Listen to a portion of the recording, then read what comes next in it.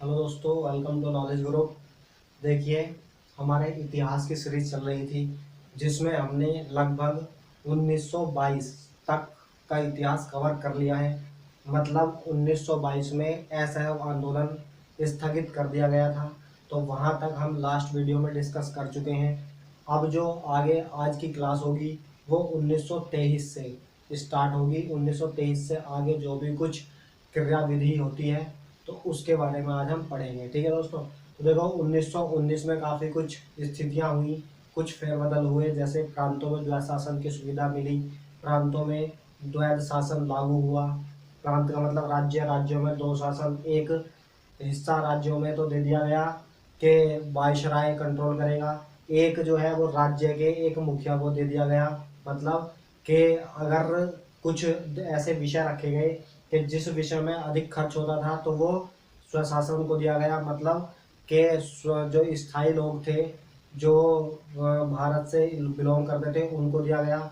और जिसमें मुनाफा, जिसमें लाभ होता था, तो ऐसे विषय वो वायसराय या कंपनी के अधीन में रखे गए। ठीक है। तो इस तरीके से प्रांतों में द्वैशासन हुआ। उसके बाद असहयोग आंदोलन और खिलाफत आंदोलन देखा। असहयोग आंदोलन जो स्थगित हो चुका था चोरा चोरी घटना के बाद में। ठीक है।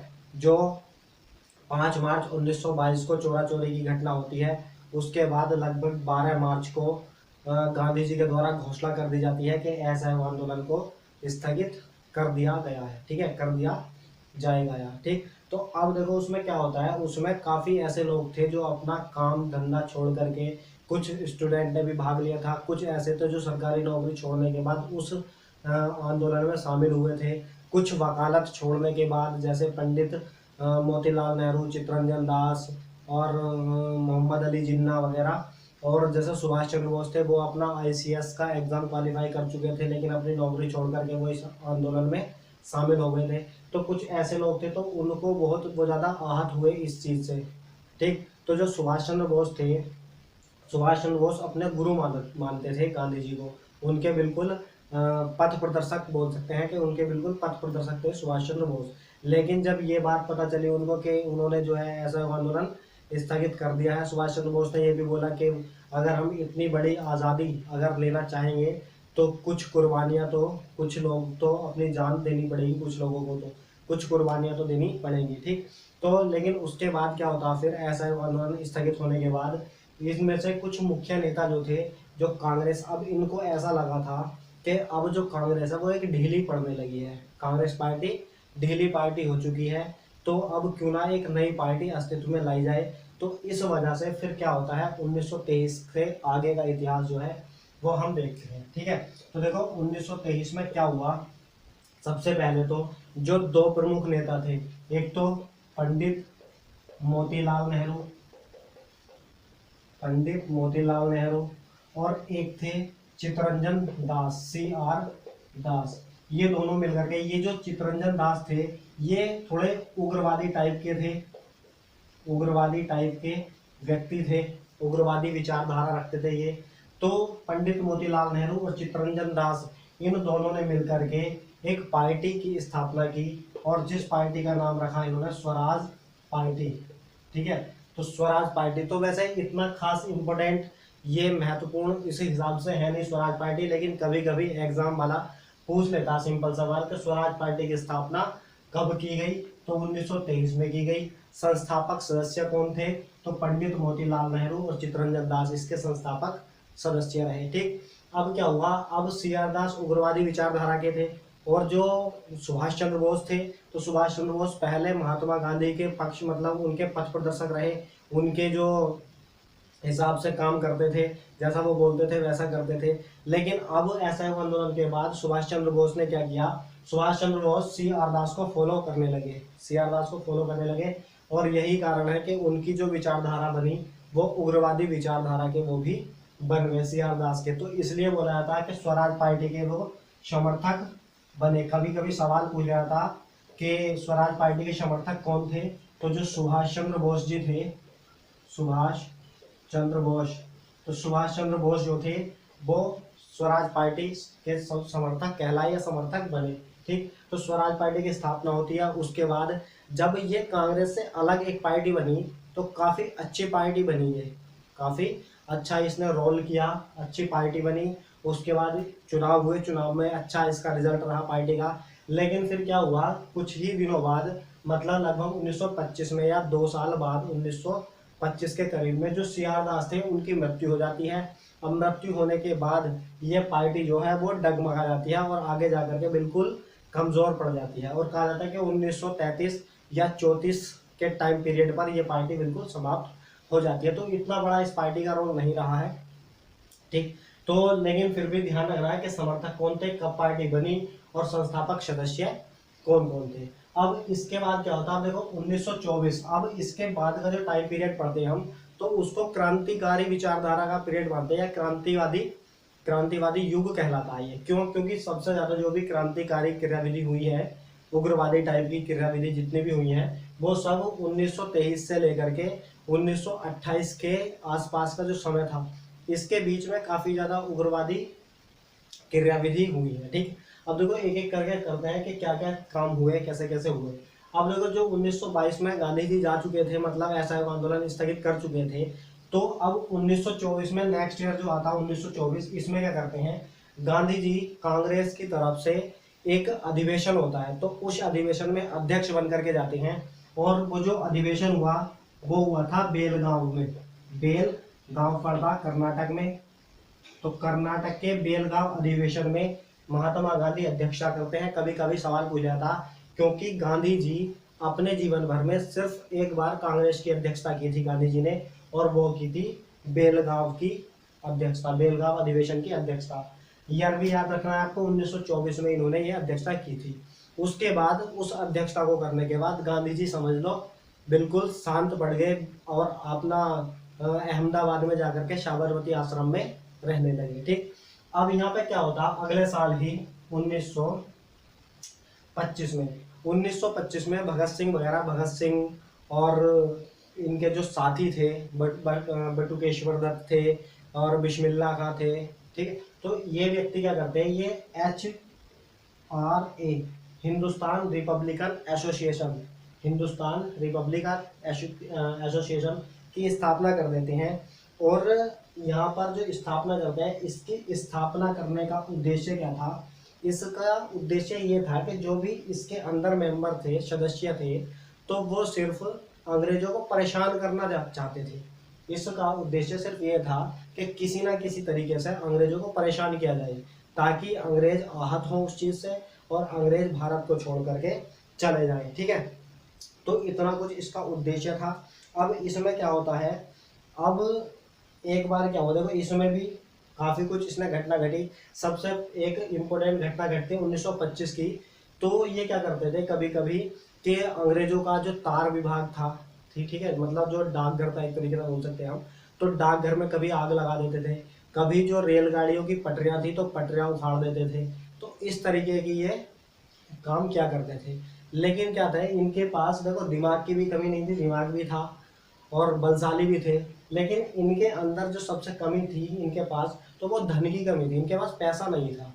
कोई भी अगर विचारधारा रखेगा आदमी इस तरीके की उग्रवादी टाइप, तो उसके लिए पैसा भी जरूरी है, ठीक है, क्योंकि पैसा ज्ञान देता है आज की डेट में भी। तो क्या करते हैं फिर ये, एक काम करते हैं, एक ट्रेन को लौटते हैं, जो सहारनपुर से लखनऊ को ट्रेन जा रही थी, और तो उसके बीच में काकोरी स्थान पड़ता है, तो काकोरी में एक ट्रेन लूट लेते हैं। और उस ट्रेन में जो अंग्रेज थे, तो अंग्रेजों का खजाना जाता था, तो उस ट्रेन से काकोरी में ट्रेन से खजाना लूट लेते, जिसको बोलते हैं काकोरी कांड। तो ध्यान रखना, काकोरी कांड जो हुआ था वो 1925 ईस्वी में काकोरी कांड हुआ था, ठीक है। इन्होंने खजाने से भरी ट्रेन को लूट लिया था, कुछ खजाना। और ऐसा कहा जाता है कि वो खजाना बाद में अंग्रेजों को मिला भी नहीं, क्योंकि उन्होंने वो खजाना भूमिगत कर दिया था। भूमिगत का मतलब होता है कि मतलब भूमि के अंदर छिपा दिया, इस तरीके से छिपा दिया कि वो अंग्रेजों को मिला ही नहीं, ठीक। अब ये कांड हुआ, तो इस कांड में 3-4 व्यक्ति ऐसे थे जो गिरफ्तार भी हो चुके थे, गिरफ्तार कर लिए गए थे। जैसे कि राम प्रसाद बिस्मिल थे एक, तो राम प्रसाद बिस्मिल, राम प्रसाद बिस्मिल थे। और एक राजेंद्र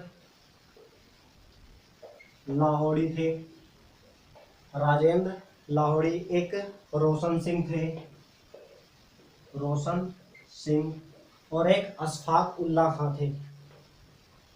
अशफाक उल्लाह खां। तो ये 4 व्यक्ति थे, राम प्रसाद बिस्मिल, राजेंद्र लाहोड़ी, रोशन सिंह और अशफाक उल्लाह खां। ठीक है, तो ये व्यक्ति थे। इन व्यक्तियों को गिरफ्तार कर लिया गया और बाद में जाकर के इनको फांसी की सजा भी सुनाई गई। मतलब लगभग 1927 में इनको फांसी की सजा भी दी गई। लेकिन यहाँ पर एक व्यक्ति और थे जिसका नाम पढ़ते हैं हम, इस काकोरी कांड में शामिल थे, जो थे चंद्रशेखर आजाद। अब ये चंद्रशेखर आजाद क्या करते हैं, चंद्रशेखर आजाद वहां से निकल जाते हैं, यहाँ से मतलब ये गिरफ्तार नहीं होते और चंद्रशेखर आजाद भाग करके कहाँ हो जाते हैं, ये बनारस में पहुंच जाते हैं।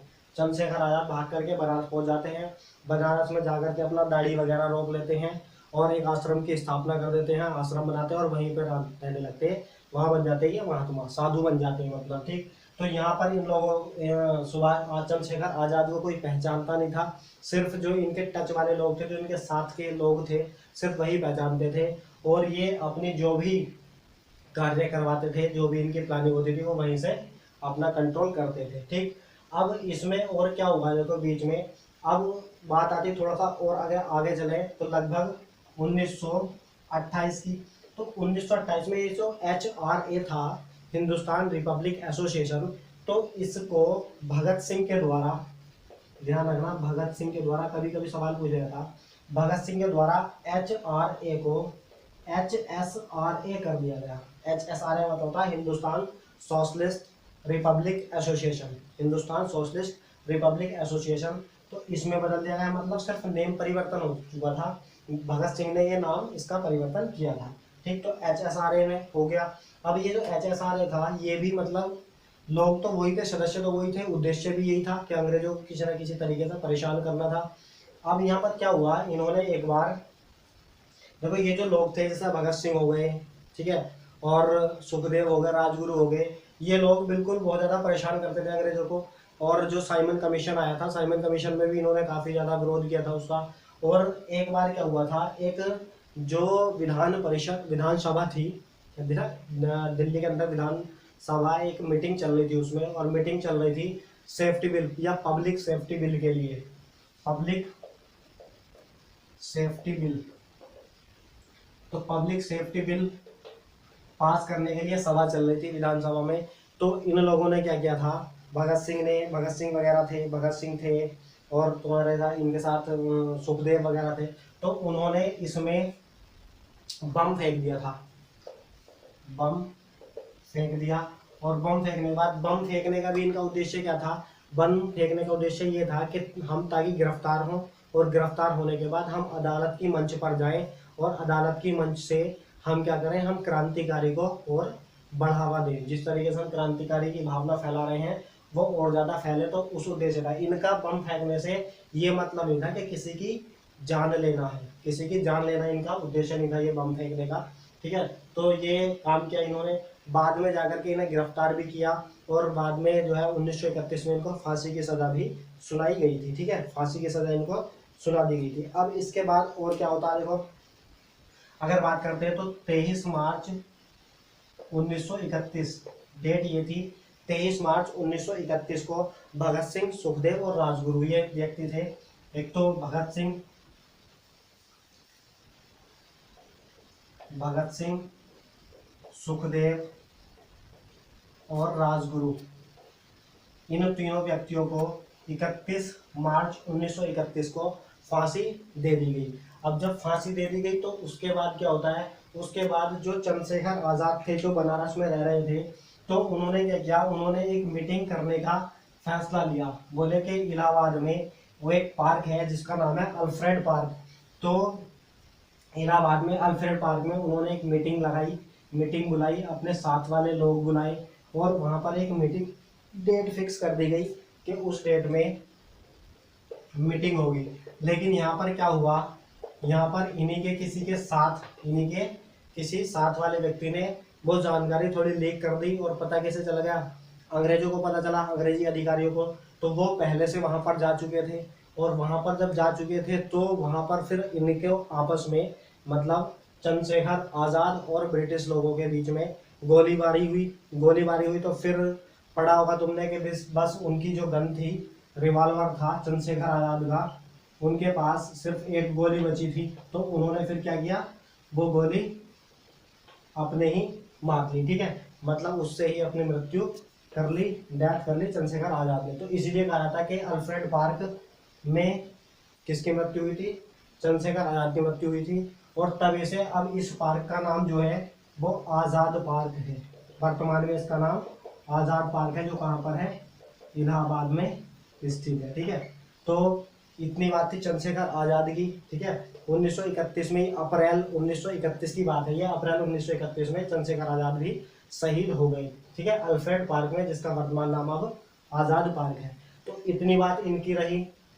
जो एचआरए और एचएसआरए के मेंबर थे, सदस्य थे, तो उनकी काफ़ी कार्यभूमि रही। उन्होंने काफ़ी ज़्यादा क्रांतिकारी जो माहौल था वो बनाया। अब उसके बाद क्या होता देखो, तो 1925 तक हम कवर कर चुके हैं। 1925 में एचआरए बना। एचआरए के बाद 1928 में भगत सिंह के द्वारा एचआरए का नाम एचएसआरए यानी कि हिंदुस्तान सोशलिस्ट रिपब्लिकन एसोसिएशन कर दिया गया। उसके बाद इनको फांसी की सजा सुनाई गई। ठीक, फांसी होगी। चंद्रशेखर आजाद ने खुद गोली मार करके 1931 अप्रैल 1931 में खुद की मृत्यु कर ली। ठीक है, अल्फ्रेड पार्क में, जिसका वर्तमान नाम अब आजाद पार्क हो चुका है। ठीक, अब उसके बाद क्या होता है देखो, 1927 में क्या होता है। अब जैसे कि मैंने आपको बताया था कि 1919 में प्रांतों में द्वैध शासन की सुविधा, प्रांतों में द्वैध शासन व्यवस्था मिल चुकी थी। मॉन्टेग्यू चैम्सफोर्ड सुधार के अंतर्गत प्रांतों में द्वैध शासन आ चुका था। प्रांतों में द्वैध शासन का मतलब यही है कि राज्यों में द्वैध शासन, मतलब राज्यों में दो व्यक्ति शासन करते थे। एक तो वहाँ की जनता के द्वारा, या बोल सकते हैं हम कि वहाँ की राज्य की विधान परिषद के द्वारा चुना हुआ व्यक्ति राज करेगा, और एक राज करता था वहाँ का वायसराय।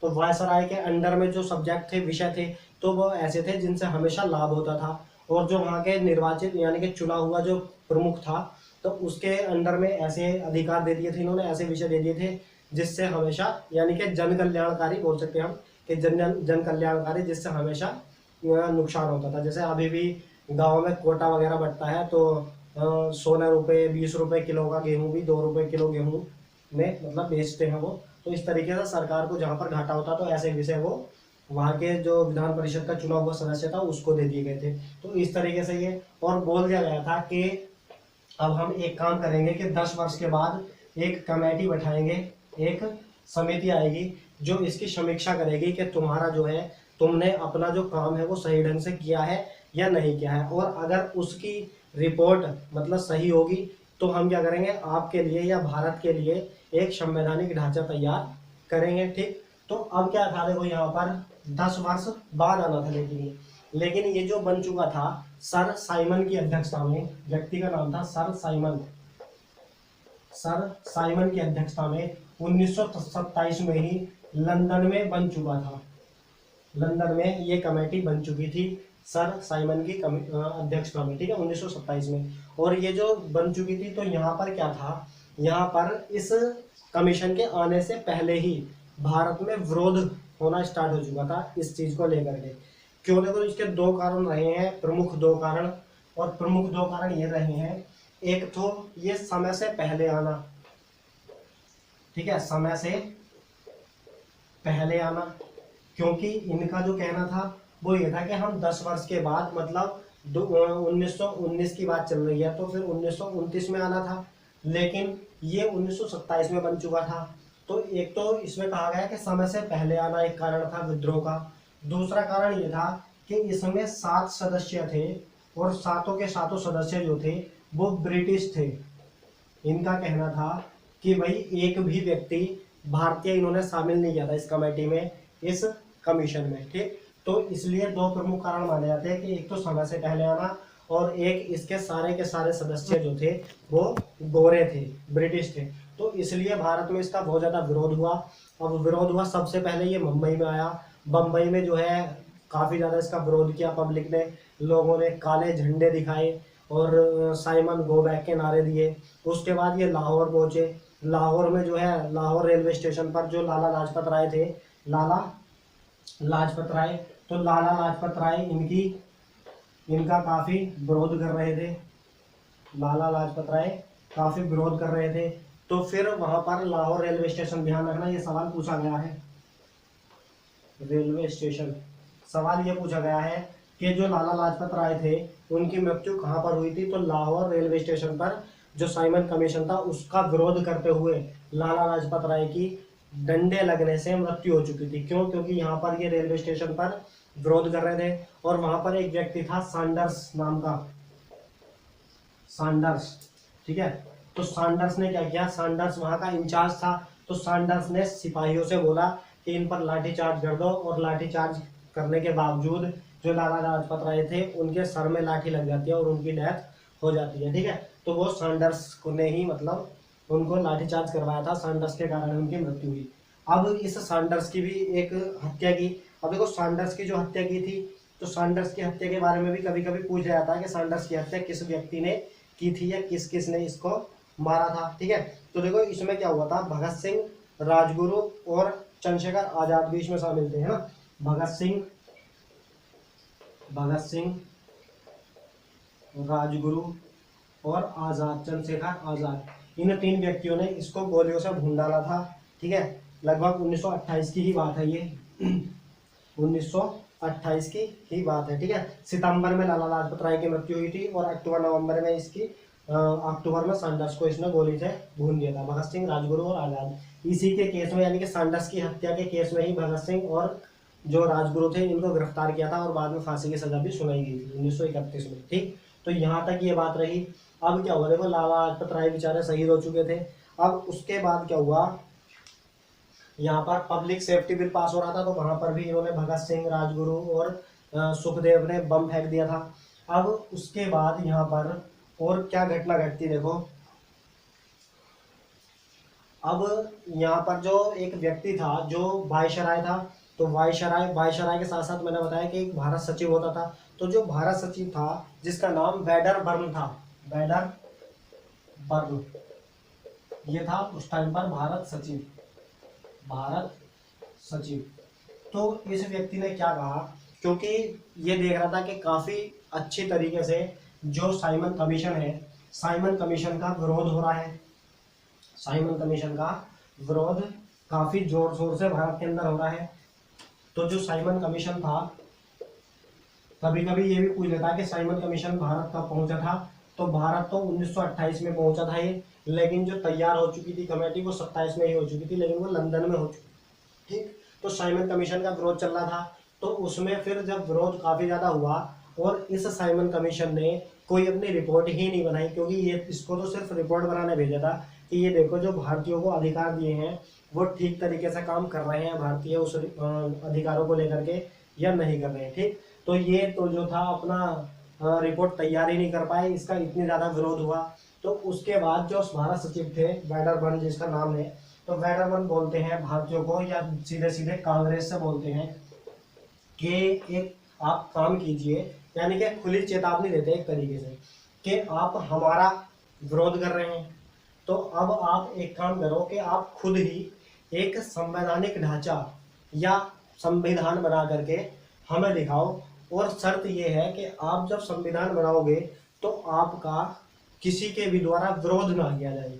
मतलब अगर हम तो अंग्रेज हैं, मतलब ब्रिटिश है, तो ब्रिटिश है तो तुम भारतीय लोग हमारा विरोध कर रहे हैं, लेकिन तुम तो खुद भारतीय हो, तुम अपने लिए संविधान बनाओगे तो तुम्हारा कोई विरोध नहीं करे। इस तरीके की शर्त वेडरबर्न के द्वारा रखी गई। तो उसमें पंडित मोतीलाल नेहरू, जवाहरलाल नेहरू वगैरह ये सब थे, और इन्होंने सबको बुला लिया जो अच्छे अच्छे व्यक्ति थे, और भीमराव अंबेडकर, क्योंकि भीमराव अंबेडकर की बहुत अच्छी भूमिका रही, क्योंकि वो जो है लगभग बहुत सारे देशों का कानून जानते थे, वहाँ के संविधान ज्ञाता, मतलब संविधान उन्होंने पढ़ रखे थे, जर्मनी का, फ्रांस का, अमेरिका का वगैरह का, सबके कानून उन्होंने, सबका संविधान उन्होंने पढ़ रखा था। तो इन्होंने सबको इकट्ठा किया, इकट्ठा करने के बाद इन्होंने एक अपनी रिपोर्ट तैयार की, ठीक है। और जिस रिपोर्ट का नाम रखा गया नेहरू रिपोर्ट, नेहरू रिपोर्ट।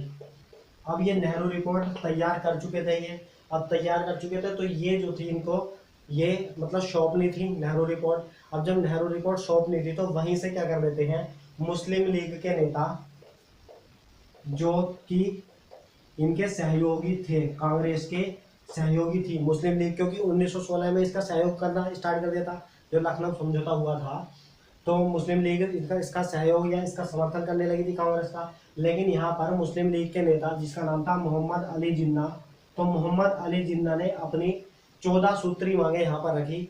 14 सूत्री मांगों का मतलब ये है कि एक तो जैसे इन्होंने बोला कि जो प्रांत है, राज्य है, तो राज्यों में भी जो मुस्लिम है तो मुस्लिमों को सांप्रदायिकता के आधार पर पृथक निर्वाचन की सुविधा चाहिए। तो इस तरीके की इन्होंने काफी ज्यादा, जिससे कि भारत को नुकसान होता था या हो सकता था, इस तरीके की डिमांड रखी।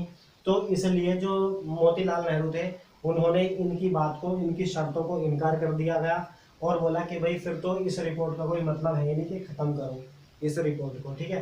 तो इस तरीके की ये रिपोर्ट हुई। तो ध्यान रखना, नेहरू रिपोर्ट कभी कभी पूछा जाता है कि नेहरू रिपोर्ट जो बनी थी वो किसके विरोध में बनाई गई थी, तो ये साइमन कमीशन के विरोध में बनाई गई थी, ठीक। तो जब ये रिपोर्ट बनी तो फिर बैडरबर्ग बोले भाई देखो ठीक है, अब हमारा आप विरोध कर रहे थे वो बात ठीक है, लेकिन अब तो तुम भारतीय हो, तुम्हारा ही विरोध तुम्हारे जो घर की दूसरी पार्टी है वो लोग कर रहे हैं। तो फिर पंडित मोतीलाल नेहरू बोले कि ठीक है साहब, जैसा आप करो वैसा कर दो। तो फिर ये बोले ठीक है कि अब हम तुमसे यहाँ बात नहीं करेंगे, अब एक काम करिए आप कि अब जो है आप लंदन आ जाइए, कि लंदन में हम एक मीटिंग बैठाएंगे, ठीक है। तो अब क्या करते हैं, यहाँ पर 1930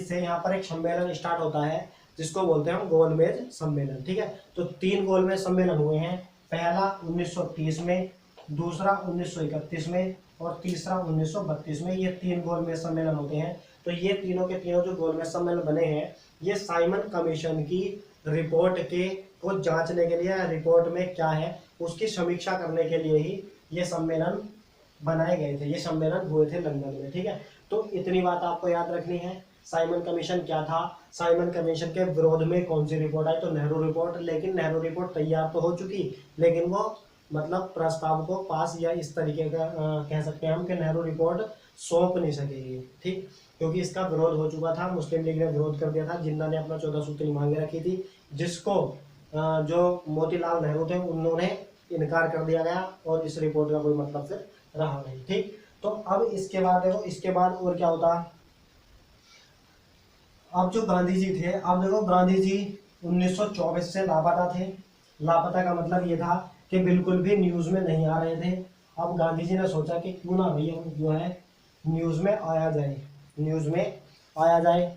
तो अब ये न्यूज में आया जाने के लिए फिर क्या करें, इन्होंने देखा अपने आसपास के क्या काम धंधा हो रहा है, क्या चीज गलत हो रही है, तो इनको दिखाई दिया नमक, इनको दिखाई दिया नमक। इन्होंने सोचा कि भाई नमक जो है, नमक के ऊपर विरोध करते हैं हम, नमक के ऊपर मुद्दा उठाते। क्यों, क्योंकि जो नमक था, देखो नमक कानून बोलते हैं ना कि नमक कानून कब तोड़ा गया था, तो नमक कानून का क्या मतलब है, जो नमक बनता था, तो नमक का जो बनना था वो भारतीयों के द्वारा, जब नमक भारतीयों के द्वारा बनाया गया तो उसको बोला गया कि नमक कानून को तोड़ना। नमक तो पहले भी भारतीय बनाते थे, लेकिन भारतीय तो बनाते थे, लेकिन जो उसका लाभ था वो अंग्रेज देते थे, मतलब अंग्रेजी जो कंपनियां थी तो उनके अंडर में रह करके भारतीय काम करते थे, यहाँ पर नमक बनाते थे, वो अपने लिए नहीं बनाते थे, वो सरकार के लिए बनाते थे, ठीक है। तो इसलिए अब इन्होंने लगा नमक। तो देखो ये जो गांधी जी थे ये रहने वाले थे, जो जो रह रहे थे, तो रह तो ये साबरमती पर रहे थे, साबरमती आश्रम में, साबरमती आश्रम। अच्छा देखो, पहले इससे पहले एक बात और रही, क्योंकि ये जो नमक कानून तोड़ा इन्होंने जो स्टार्ट की थी दांडी मार्च 1930 में की थी, एक 1929 की बात और है। 1929 की बात यह है कि 1929 में कांग्रेस का एक अधिवेशन होता है, ध्यान रखना, इम्पोर्टेंट चीज है ये, यहाँ से सवाल बन जाता है इसलिए बता रहा हूँ मैं। ये यहाँ पर एक कांग्रेस का अधिवेशन होता है 1929 में, और आपको याद भी होगा, और याद नहीं है तो याद कर लेना, अच्छा है, जिसको बोलते हैं हम लाहौर अधिवेशन, लाहौर अधिवेशन। तो देखो लाहौर अधिवेशन हुआ, ये जो लाहौर अधिवेशन हुआ, वर्तमान में तो लाहौर पाकिस्तान में है, लेकिन उस टाइम पर हिंदुस्तान में था, तो लाहौर अधिवेशन होता। और ये जो लाहौर अधिवेशन है ये रावी नदी के किनारे किया जाता, रावी नदी के किनारे ये अधिवेशन होता है। तो यहाँ पर क्या किया गया, यहाँ पर सबसे पहले पूर्ण स्वराज की मांग इन्होंने की, पूर्ण स्वराज की मांग की, ठीक है, पूर्ण स्वराज, क्योंकि यहाँ पर जो स्वशासित राज था तो उसकी परमिशन दे चुके थे अंग्रेज जो थे, साइमन कमीशन जो था वो दे चुका था कि ठीक है हम क्या करेंगे, हम आपको स्वशासित जो शासन है उसकी परमिशन देते हैं कि आप राज्य में अपना अधिकार कर लो। लेकिन यहाँ पर इनकी जो भारतीय थे उनकी भी ख्वाहिश बढ़ गई थी, उन्होंने बोला कि हमें स्वशासित शासन नहीं चाहिए, अब हमें बिल्कुल पूर्ण स्वराज चाहिए। तो इन्होंने पूर्ण स्वराज की मांग की। साथ ही में यहाँ पर इन्होंने क्या किया था, 1929 में यानी लगभग 31 दिसंबर 1929 को रावी नदी के किनारे तिरंगा फहराया था जो बोलते हैं हम। और तभी से 26 जनवरी को जो अपना बोल सकते हैं हम कि स्वशासन दिवस मनाना स्टार्ट कर दिया था, ऐसी घोषणा कर दी थी। और जो इसके अध्यक्ष थे लाहौर अधिवेशन के, जो लाहौर अधिवेशन हुआ था इसके अध्यक्ष थे पंडित जवाहरलाल नेहरू इसके अध्यक्ष थे। अब यहाँ पर जब झंडा फहराया गया 31 दिसंबर 1929 को, तो यहाँ पर क्या हुआ, जो सरोजनी नायडू थी उन्होंने पहली बार तो नहीं, लेकिन उन्होंने जो सरोजनी नायडू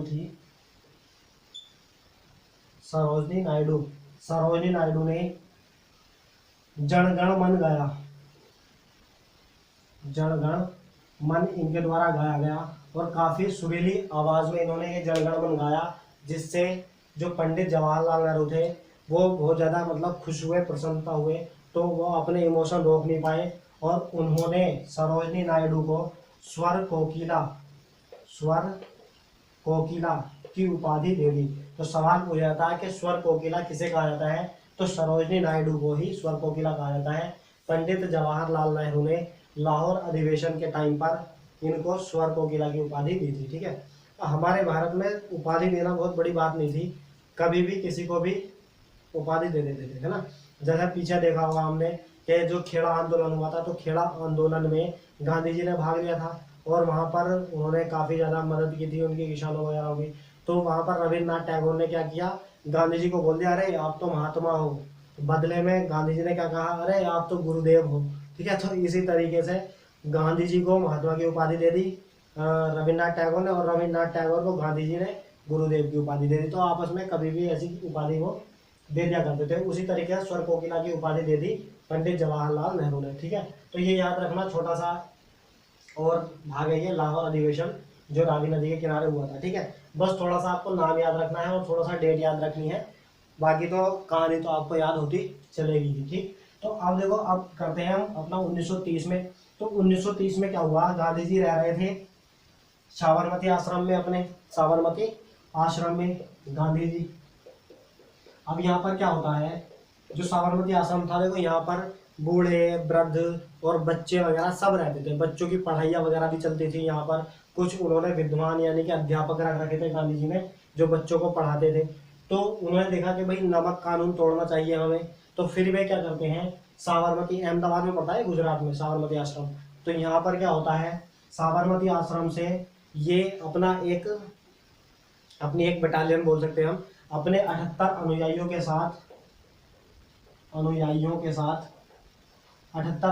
साथ साबरमती आश्रम से चल देते हैं दांडी के लिए। दांडी जो पड़ता है स्थान, मेरे ख्याल से जो वर्तमान टाइम की बात करें तो जो खंबात की खाड़ी है ना, खंबात की खाड़ी के पास एक डिस्ट्रिक्ट है, तो वहां पर पड़ता दांडी, खंबात की खाड़ी के पास में ही दांडी पड़ता, ठीक है।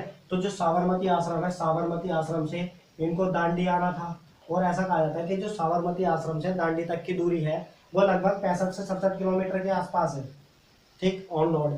लेकिन जो गांधी जी थे, तो गांधी जी के साथ सिर्फ 78 अनुयायी थे और केवल एक महिला थी, ठीक है। ध्यान रखना, सवाल पूछा था कि दांडी मार्च में गांधी जी के साथ केवल एक महिला कौन थी, तो जो केवल एक महिला थी वो थी सरोजनी नायडू केवल एक महिला थी।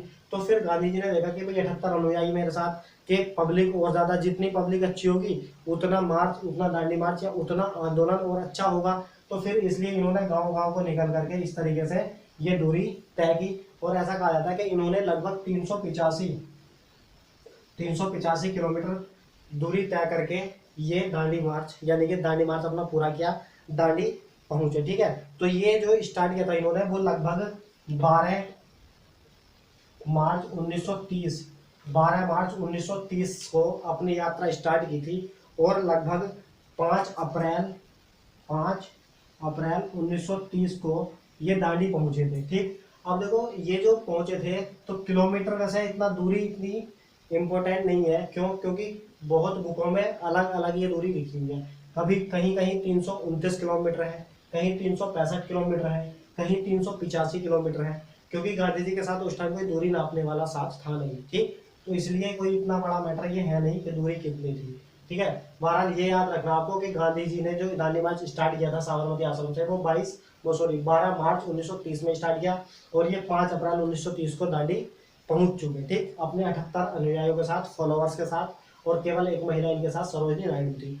अब यहाँ क्या हुआ देखो, 5 अप्रैल को पहुंच चुके थे, 5 अप्रैल को शाम के टाइम पहुंचे, तो इन्होंने सोचा कि भाई अब जो है अगर न्यूज़ व्यूज़ में आना है, फोटो अच्छा आना चाहिए, तो अब अंधेरा हो चुका है कि कैमरा वैमरा काम नहीं करेंगे, अब जो है अगले दिन हम कानून तोड़ते हैं। तो इसलिए 6 अप्रैल को फिर ये क्या करते हैं, ठीक है, 6 अप्रैल को क्या करते हैं, ये अपना वहाँ जो है डोकचे से बने होते थे, क्यारियाँ सी बनी होती थी जिसमें नमक बनाते थे, वाष्पीकरण किया जाता था पानी का, नमक बनता था जिससे, तो वहाँ पर जो बने हुए थे उनमें पानी करते हैं और वो अपना दोपहर तक वाष्पीकृत हो जाता पानी और नमक बन जाता। तो फिर वो जो है 6 अप्रैल 1930 को मतलब बोला जाता है कि नमक कानून तोड़ा गया, नमक कानून तोड़ा इन्होंने। तो डेट याद रखना, 6 अप्रैल 1930 को गांधी जी के द्वारा नमक कानून तोड़ा गया। और अब ये जो है ये नमक कानून इनके तोड़ने के बाद पूरे भारतवर्ष में जगह जगह पर जितनी भी जगह समुद्र तट के किनारे थी सब पर नमक कानून तोड़ा लोगों ने, मतलब अपने लिए। और इस कानून तोड़ने के चक्कर में, इस आंदोलन के चक्कर में लोगों ने बहुत नमक बना करके अपने घर भी रख लिया कि भाई आंदोलन चल रहा है, जितना नमक बनाओ बना लो। इस तरीके से ये नमक कानून तोड़ा और यहीं से फिर स्टार्ट कर देते हैं ये एक आंदोलन। नमक कानून तोड़ने के बाद एक आंदोलन स्टार्ट कर देते हैं जिसका नाम है सविनय अवज्ञा आंदोलन। सविनय अवज्ञा आंदोलन, तो सविनय अवज्ञा आंदोलन स्टार्ट कर देते हैं ये 1930 में ही। ठीक, अब देखो ये जो सविनय अवज्ञा आंदोलन था तो ये काफी तेज, मतलब बहुत तेज गति से पूरे भारतवर्ष में फैल चुका सविनय अवज्ञा आंदोलन। और देखो नाम भी कितना अच्छा था, सविनय मतलब विनम्रता पूर्वक हम आपकी आज्ञा नहीं मानने, यानी कि आपकी ब्रिटिश के लिए था, ये अंग्रेजों के लिए था कि हम सविनय मतलब विनम्रता पूर्वक आपकी आज्ञा का पालन नहीं करने वाले। ठीक है, तो इस तरीके से ये आंदोलन स्टार्ट किया 1930 में। अब इस टाइम पर जो भारत में वायसराय था, तो इस टाइम पर भारत में वायसराय था लॉर्ड इरविन। और ये जो लॉर्ड इरविन था उस टाइम पर काफी ज्यादा बिजी था दिल्ली को बसाने में। दिल्ली को बसाने का मतलब है कि दिल्ली को सही तरीके से, यानी कि दिल्ली का जो नाम भी नई दिल्ली हुआ है ना, तो वो लगभग 1931 या 30 के समय में ही हुआ है। ठीक है, और ये सवाल पूछा भी गया है इतिहास में कि जो नई दिल्ली है, तो नई दिल्ली भारत की राजधानी कब से हुई थी। ठीक है, तो 1931 ही इसका सही आंसर होता है, क्योंकि 1930 और 31 में क्या किया था, जो इसका वास्तुकार था एक लॉर्ड इरविन ने एक वास्तुकार अपना नियुक्त कर रखा था जिसका नाम था एडविन लुटियंस। तो लुटियंस जो था वो दिल्ली को बसाने में लग रहा था, ये वास्तुकार था लुटियंस, जिसने संसद बोल सकते हैं या राष्ट्रपति भवन बोल सकते हैं, राष्ट्रपति भवन का निर्माण किया। ठीक है, और राष्ट्रपति भवन में रहने वाला पहला व्यक्ति कौन था, वो लॉर्ड इरविन ही था। ठीक है, राष्ट्रपति भवन में ऐसा कहा जाता है कि लगभग 340 कमरे हैं, 340 कमरे हैं राष्ट्रपति भवन में, और 10,000 पिलर हैं, जो पिलर होते हैं ना खंबे, तो 10,000 पिलर हैं और 340 कमरे हैं। तो ये राष्ट्रपति भवन इसी ने बनवाया था, लॉर्ड इरविन ने, एडविन लुटियंस ने ये बनाया था। ठीक, तो उस टाइम पर वायसराय लॉर्ड इरविन था जो दिल्ली को नए ढंग से बनाने में बिजी था उस टाइम पर, और गांधी जी अपने आंदोलन करने में बिजी थे। ठीक, तो ये आंदोलन बहुत ज़्यादा फैला, जगह जगह पर लोगों ने इसके अपने अपने मतलब नेतृत्व किया, अच्छी तरीके से मोर्चा संभाला। जैसे कहा जाता है, कभी कभी सवाल भी पूछ लिया जाता है कि जो उत्तर पश्चिमी सीमांत था, सवाल पूछ लिया था कि उत्तर पश्चिमी सीमांत में ये जो सविना अवज्ञा आंदोलन था, इसका नेतृत्व कौन कर रहे थे? तो इसका नेतृत्व जो कर रहे थे वो खान अब्दुल गफ्फार खान के द्वारा हो रहा था। खान अब्दुल गफ्फार खान। तो खान अब्दुल गफ्फार खान ने कहाँ का नेतृत्व किया था? उत्तर पश्चिमी सीमांत प्रांत का जो नेतृत्व किया था वो खान अब्दुल गफ्फार खान ने ही किया था, जिसको सीमांत गांधी सवाल पूछ लिया था ये भी। तो इसी को सीमांत गांधी कहा जाता है, खान अब्दुल गफ्फार खान को ही कहा जाता है सीमांत गांधी। ठीक। और एक मद्रास में वो पूछ लिया था कभी कभी कि मद्रास में जो सविना अवज्ञा आंदोलन था, इसका नेतृत्व कौन कर रहा था? तो चक्रवर्ती राजगोपालाचारी, CR गोपालाचारी। चक्रवर्ती राजगोपालाचारी मद्रास में नेतृत्व कर रहे थे सविना अवज्ञा आंदोलन का। इस तरीके से पूरे भारतवर्ष में ये फैल चुका था। अब उसके बाद क्या होता, देखो पूरे भारत में जब ये फैला, तो पूरे भारत में फैलने के बाद फिर जो पता चला कि भाई ब्रिटिश सरकार को पता चला कि भारत के अंदर एक आंदोलन बहुत अच्छी तरीके से प्रगति पर है, काफ़ी दिन बाय दिन अच्छा होता जा रहा है ये आंदोलन, तो ऐसा ना हो कि भारत को आज़ाद करना पड़ जाए। जब ऐसा भारत सरकार ने सोचा तो लॉर्ड इरविन को बोला कि भाई लॉर्ड इरविन आप क्या कर रहे हो? तो लॉर्ड इरविन तो दिल्ली बसाने में बिजी था। तो फिर जाकर के पता चलता है लॉर्ड इरविन को कि भाई गांधी जी ने स्टार्ट कर रखा है ये आंदोलन, तो इनको किसी ना किसी तरीके से इनको शांत किया जाए। ठीक है। तो तब जाकर के फिर क्या करते हैं गांधी जी बुलाते हैं, गांधी जी को इरविन बुलाता है कि आओ हमारे महल में। जब तक ये राष्ट्रपति भवन बन चुका था, 1931 की बात है, तो उन्हें बैठ करके बात करते हैं कुछ। तो फिर क्या होता, ये लॉर्ड इरविन से मिलने जाते हैं गांधी जी दिल्ली के अंदर, और वहाँ पर इनके बीच में एक समझौता होता है 1931 में ही, जिसको हम लॉर्ड इरविन समझौता बोलते हैं। सवाल पूछा जाता है लॉर्ड इरविन समझौता कब हुआ? तो 1931 में ही हुआ था ये। और किस किस के बीच हुआ? तो इरविन और गांधी। ठीक है। तो गांधी इरविन समझौता, वो तो नाम से पता चल जाएगा कि गांधी और इरविन, यानी कि गांधी के बीच और इरविन के बीच में, और सन और याद रखना आपको, 1931 में ये समझौता होता है। ठीक है। इसमें क्या होता है, इसमें देखो वैसे इसके बारे में कल ही बात करेंगे, क्योंकि इसमें क्या होता है काफ़ी लंबा खिंच जाएगा फिर। तो इसमें जो गांधी जी हैं, गांधी जी अपना 11 सूत्री मांगे रखते हैं, बोलते हैं इसमें अपने बारे में, मतलब भारतीयों के बारे में कि आप ऐसा कीजिए ऐसा कीजिए, इस तरीके की 11 सूत्री मांगे रखते हैं। तो इरविन बोलता है कि भाई ठीक है चलो हम तैयार हैं, तो अब हमारी बात भी सुनिए। तो इरविन सिर्फ एक बात बोलता है कि आप एक काम करिए, जो आंदोलन चल रहा है इसको बंद कर दीजिए, इसको शांत कर दीजिए। तो गांधी जी बोलते हैं ठीक है, तो आप हमारी बात सुनिए, हमारी शर्त मानिए, हम आपकी शर्त मानेंगे।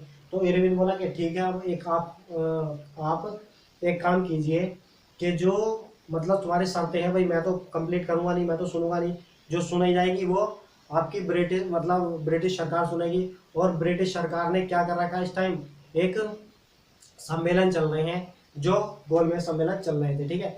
तो बोला इरविन कि आप पहले में तो गए नहीं, क्योंकि पहला तो 1930 में हो चुका था, आप आंदोलन में और नमक कानून में बिजी थे। तो आप एक काम कीजिए, अब दूसरा जो सम्मेलन है, दूसरा सम्मेलन होने वाला है 31 में ही, आप वहाँ चले जाइए और अपनी शर्तें वहाँ पर रखिए सरकार के समक्ष। ठीक है। तो उसके बाद गांधी जी जाते हैं। खैर गांधी जी या कांग्रेस अगर बोले तो कांग्रेस पहली बार जो गई थी वो दूसरे में ही गई थी, वहाँ पर गोलमेज सम्मेलन में। पहले में जो जाने वाला था, यह कभी कभी सवाल पूछा था कि 3 गोलमेज सम्मेलन हुए, तीनों में भाग लेने वाला व्यक्ति कौन था? तो तीनों में भाग लेने वाले व्यक्ति सिर्फ एक ही थे, डॉक्टर भीमराव अंबेडकर। ठीक है। अपने खर्चे से जाते थे, तीनों में भाग लिया उन्होंने। पहले में भी भाग लिया था गोलमेज सम्मेलन जो 1930 में हुआ, दूसरे में भी गए 1931 में, और तीसरे में भी गए 1932 में। और गांधी जी जो गए वो दूसरे में गए कांग्रेस की तरफ से, और वो सरकार के खर्च पर वहां पर गए। जहाज का नाम था एक राजपूताना, तो राजपूताना जहाज इनके लिए बुक किया गया गांधी जी के, और उससे ये गए। ठीक है। साथ में सरोजनी नायडू बोली कि भाई मैं भी चलती हूँ तुम्हारे साथ। गांधी जी बोले नहीं, अपने खर्चे से जाइए, ये सिर्फ हमारे लिए बुक हुआ है, हम जाएंगे। ठीक है। तो इस तरीके से ये मतलब स्टोरी है। और अभी तो अपना स्टोरी तो तुम्हारे याद मतलब होती जा रही होगी, बस थोड़ा सा नाम याद रखना है आपको। ठीक है।